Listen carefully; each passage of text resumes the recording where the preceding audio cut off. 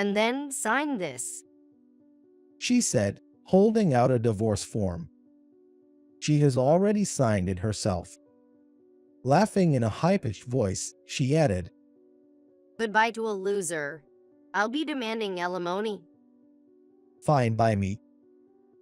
You know, there's an inheritance meant for your father. Let's start the inheritance procedures first. My uncle advised, leaving me astonished. I never imagined my modest living father had such wealth. Really, how much are we talking about? I asked out of curiosity, only to be shocked by the staggering amount. Well, the assets are roughly around $200 million. My name is George Anderson, 42-year-old average office worker.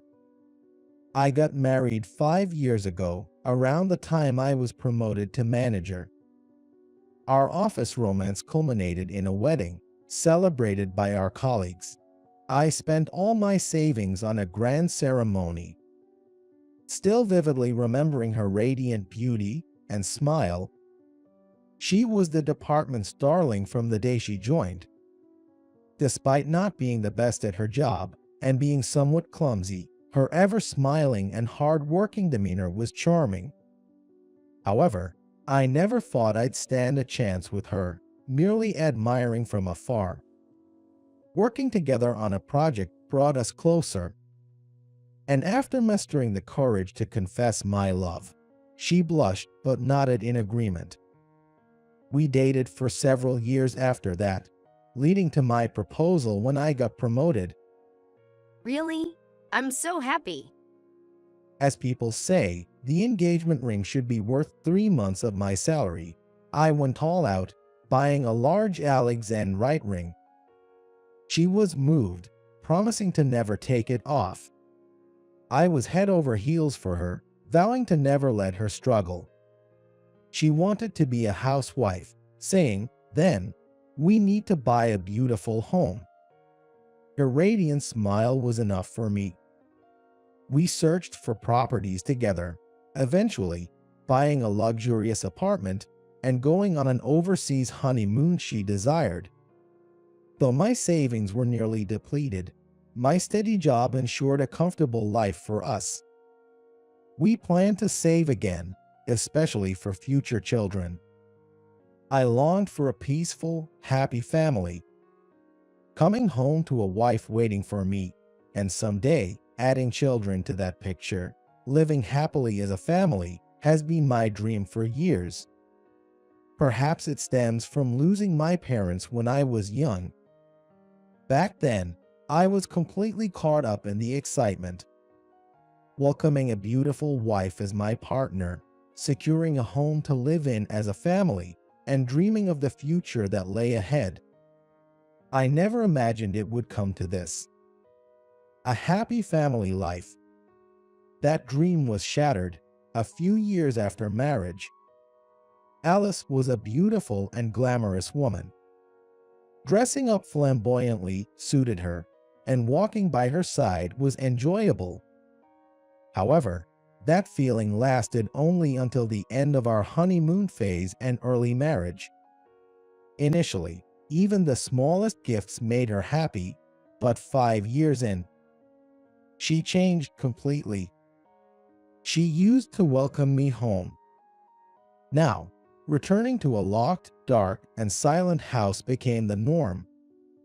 The scattered living room makes me even more disheartened. Reluctantly, I organized a bit and changed from my suit into casual clothes before heading to the kitchen. The kitchen, unused by anyone, was clean, with of course no meals prepared. Opening the fridge, I found it stuffed with beer and hardly any real food. I had no choice but to take out one of the instant noodles I had stocked upon and turned on the kettle. Since I don't drink alcohol, the beer in the fridge belonged to Alice. She used to try her hand at cooking, not that she was any good, but I thought her efforts were adorable. But I realized she started to dislike cooking and suggested dining out at night. With both of us working and cooking being a hassle for her, I thought it best to give up on home-cooked meals. However, she disliked the idea of eating at nearby family restaurants or diners, always pushing for pricier places. When I said, "We can afford to dine at fancy restaurants every night," What? Why? Don't you have the means? Alice's beautiful face hardened as she incredulously asked that. If she disliked cooking, even supermarket deli food would have been fine, or dining at family restaurants could have been a feasible nightly routine. Yet, she always demanded visits to upscale restaurants, places we'd go to celebrate special occasions, not daily dinners. I honestly didn't earn enough for that. Does this mean I lack the means? I thought I had enough to live a slightly luxurious life. But since getting married, her demands and spending only grew.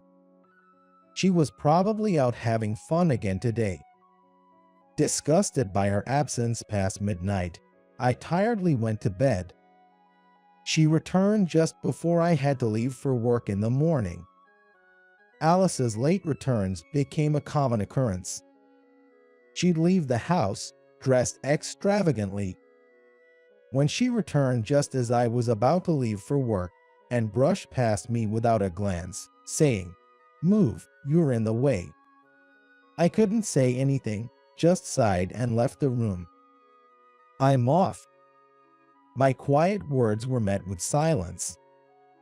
Amid these days, I was shocked to find a billing statement for a card I didn't recognize. The bill was for several $1,000s. The card was likely opened in my name by Alice without my knowledge. Annoyed, I called the credit card company. Despite explaining it was unauthorized use, being married meant the charge couldn't be reduced. All I could do was stop the card's use. The detailed charges showed significant amounts spent at the same store. Fearing the worst, I hired a lawyer and detective to investigate. Then, it was revealed that she had been spending her nights at nightclubs, lavishing money on her favorite dancer. The realization that the money I worked for to support her lifestyle was being squandered on another man was shocking. I couldn't overlook this and took some paid leave to wait for Alice to come home. It seems I had to face the reality I had been avoiding. When she woke up past noon and noticed me, Alice frowned. Why are you here? "It's normal for me to be in my own house," I responded, to which Alice sneered. Oh, the house is mine now. I changed the deed. Didn't I tell you? Her laughter lacked any of the beauty she had when we married, replaced by a venomous woman standing before me. "I want to talk. Can you sit down?" Now you want to talk? Well, I guess I can listen. She said, sitting across from me reluctantly. "You opened cards in my name without telling me. How much did you spend?" I don't remember. I threw them away once they were blocked. Alice said, as if discarding trash. "About the club visits." Oh, you finally noticed. I've been going since I was working. What? What do you mean?" She seemed amused by my confusion. So about Kevin. Oh, he's a dancer. He became one on his own, which annoyed me, so I started dating you. I was speechless at her revelation. I thought you were boring, but you were a good spender. I thought that was okay. She continued, eventually speaking fondly of another man. But you know, Kevin came back to me. He's aiming for the top spot as a dancer, and his salary is incredible. She continued, talking about a man I didn't know, as if she was a love-struck girl. What was I supposed to think? So, I thought I'd help him reach the top. That requires money, right? So, it can't be helped. Don't tell me you sold this house too. Of course not. I'm planning to live here with Kevin soon. What on earth was she talking about? I became so confused as she spoke with disdain. So, could you leave now? What? What are you talking about? I mean, I've already changed the deed, and I want to live with Kevin as soon as possible. You're in the way. You have the day off, right? Pack your things and leave. She said, then returned to the bedroom, leaving me in a state of shock. I couldn't think clearly anymore and started packing my things impulsively, then left the house. It was pouring rain, but I didn't even care. I wandered aimlessly, drinking alcohol I couldn't handle, and when I came to, I was looking up at a white ceiling. A nurse rushed over to check my pulse as I woke up. Where am I? Don't you remember anything? You collapsed from acute alcohol poisoning in the rain and were brought here. I am terribly sorry. Apparently, I had drunk myself into oblivion, collapsed on the street, and ended up with pneumonia from the rain. You've been asleep for 3 days. That long? Yes, your workplace called a few times too. It seems I had been out for a while, likely due to the immense stress. Oh, it looks like you have visitors. The nurse said, noticing someone at the door before leaving. Alice entered with an unfamiliar man. He had a well-groomed appearance, but his blonde hair and flashy suit led me to guess he was the dancer Alice mentioned. Look who's alive. Thought I might get some insurance money. She said upon seeing me, sending chills down my spine. How much insurance had she taken out on me? Oh, I threw away all the stuff you left in the room. I see. My room was simple, and I didn't have many possessions to begin with. The things I took with me were enough. And then sign this. She said, pulling out a divorce form. She had already completed her signature. Laughing in a high-pitched voice, she said, Goodbye to a useless loser. I'll be demanding alimony. Fine. I, no longer having the energy to argue, obediently filled out the divorce form, signed it, and handed it back to her. She happily took the documents and left with her lover. At that point, I didn't care anymore. I collapsed onto the bed and fell asleep.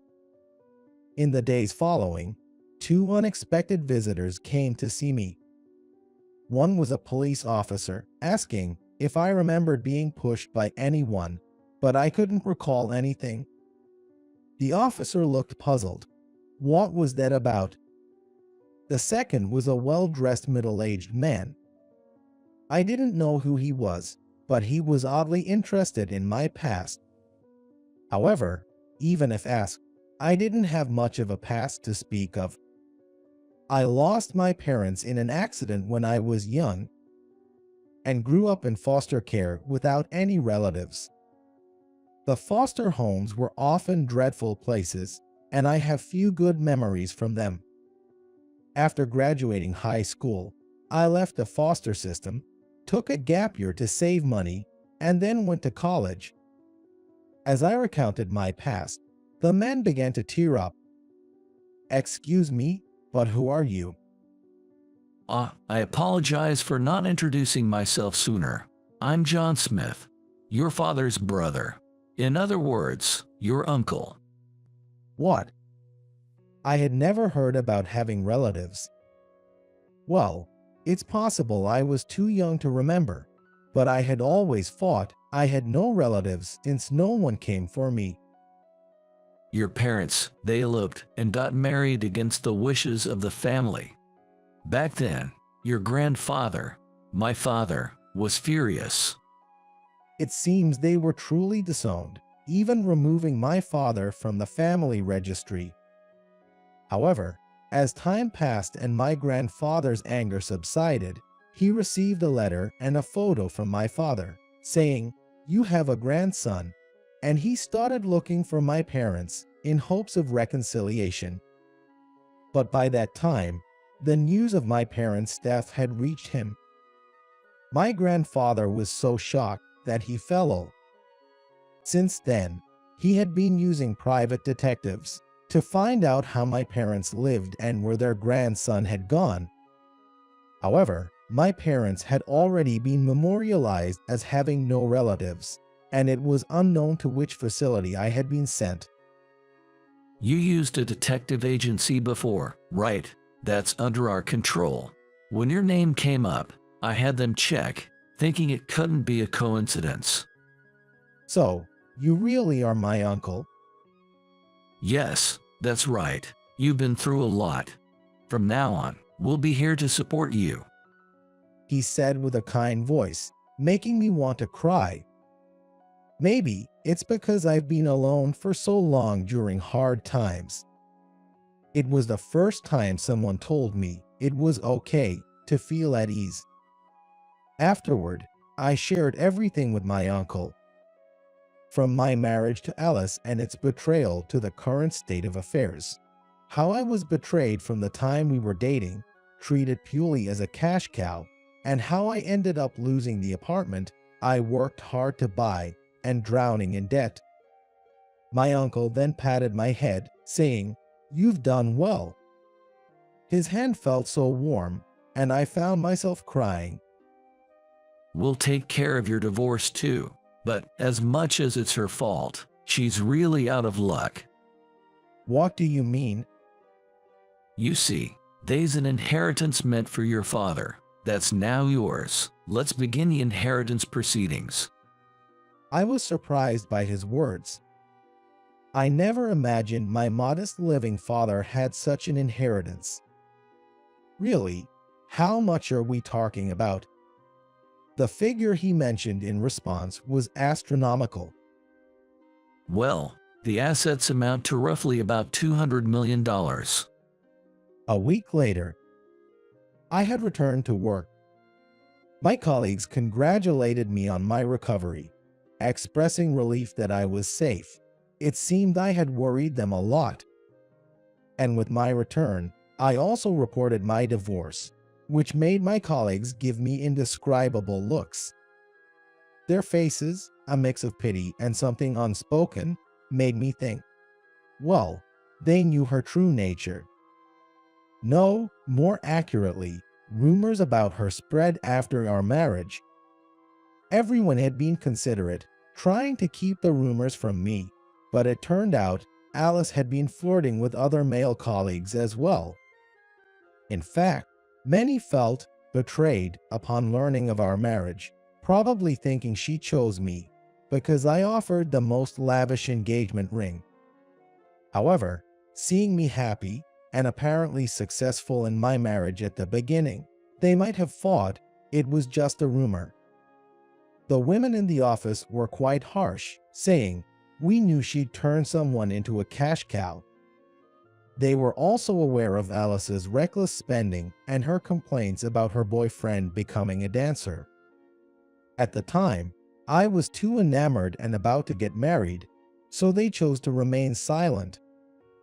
However, there seemed to be a sense of guilt towards me, having gone through such a messy divorce. It was my naivety. No one else is to blame. In the end, I got to meet relatives I thought I didn't have.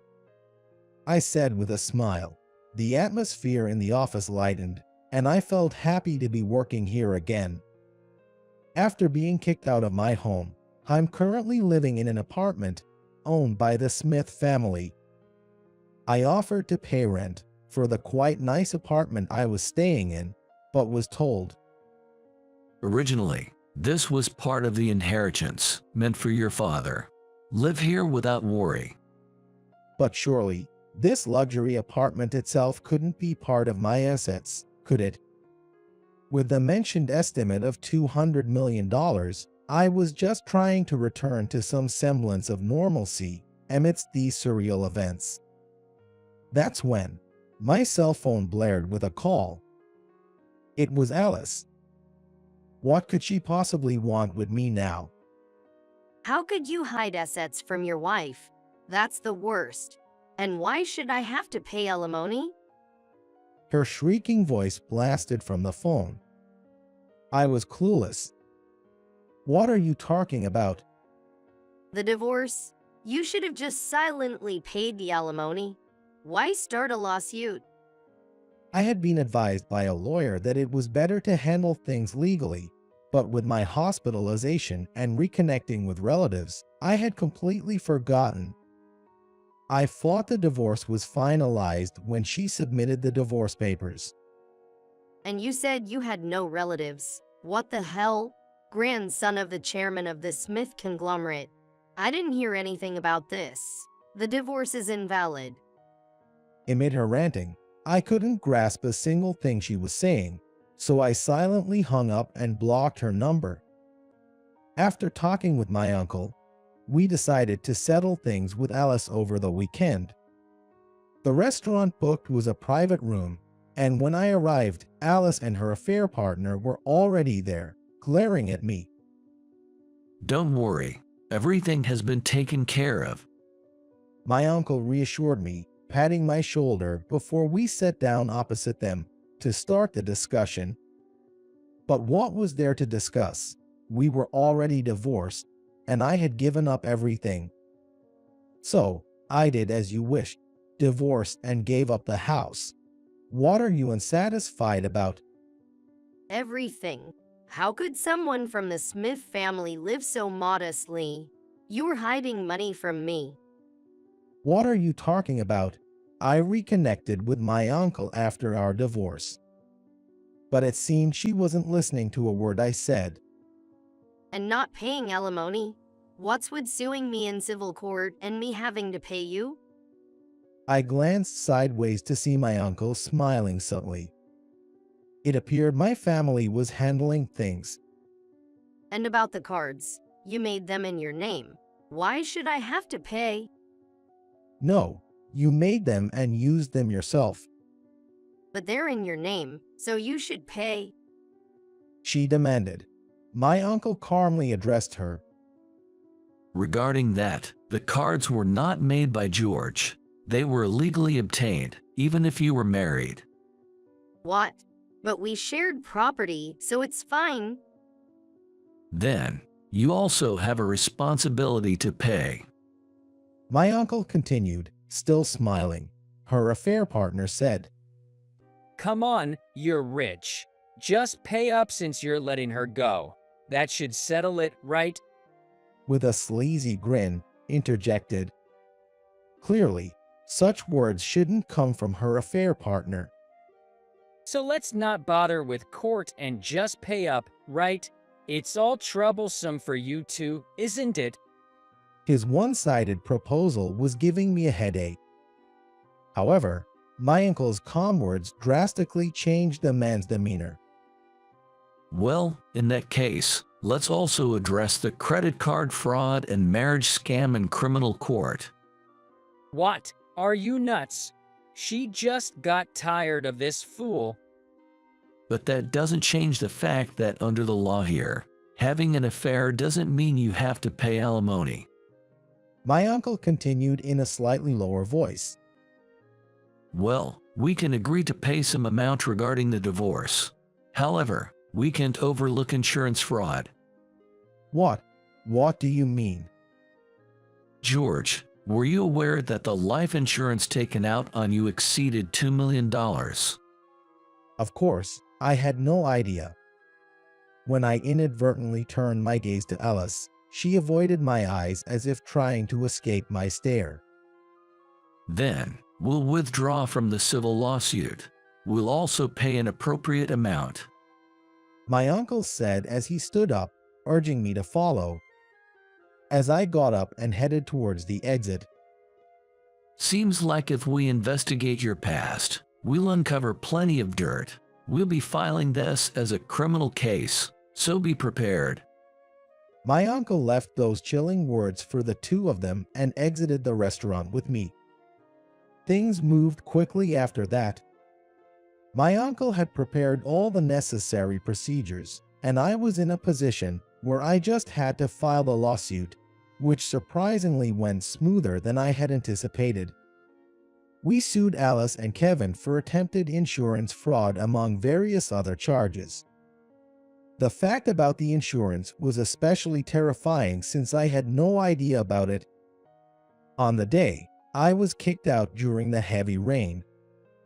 It seems Kevin had been following me. Though I have no memory of it, apparently, he pushed me down some back alley stairs and left after making sure I was unconscious. I was told by doctors that I might not have survived if I had been found any later. The early call to the ambulance was thanks to a detective from the Smith family who had been keeping an eye on me. The evidence gathered by the detective included clear proof of Alice's infidelity and an investigation into Kevin's conduct.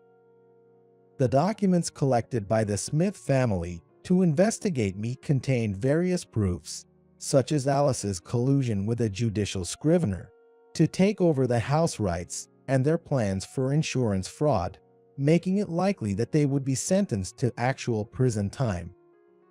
Thus, my years of romance and marriage ended disastrously. In a grand single-story American house with a magnificent gate, I was able to meet my grandfather lying in bed. Jake Smith, a well-known investor, was my grandfather, which was hard to believe. Upon seeing me, my grandfather smiled warmly and nostalgically. Sorry for my appearance. Come closer, let me have a good look at you, he said, and I sit down on the chair next to his bed. I owe your parents an apology. If I had allowed their marriage, they might not have left us so soon, he said with a voice full of regret and sadness, making me realize how much my father was loved. Yes, but my parents looked happy, and I'm really happy to have met you, grandfather. Is that so? Is that so? My grandfather nodded several times, trying to hold back tears, and firmly grasped my hand. I made it in time this time. Thank you for being alive. His words made me aware of how much he had mourned my parents' accident, and tears fell from my eyes too. Yes, I'm grateful to my parents for giving birth to me, and to you, grandfather and uncle. My words made my grandfather and my uncle, he was standing by the bed, look at me. Thank you for finding me. Thinking I was alone in the world and rushing into marriage in search of a family, I ended up failing, but now I have found my real family. There couldn't be anything happier than this. Now, I am living happily with my family,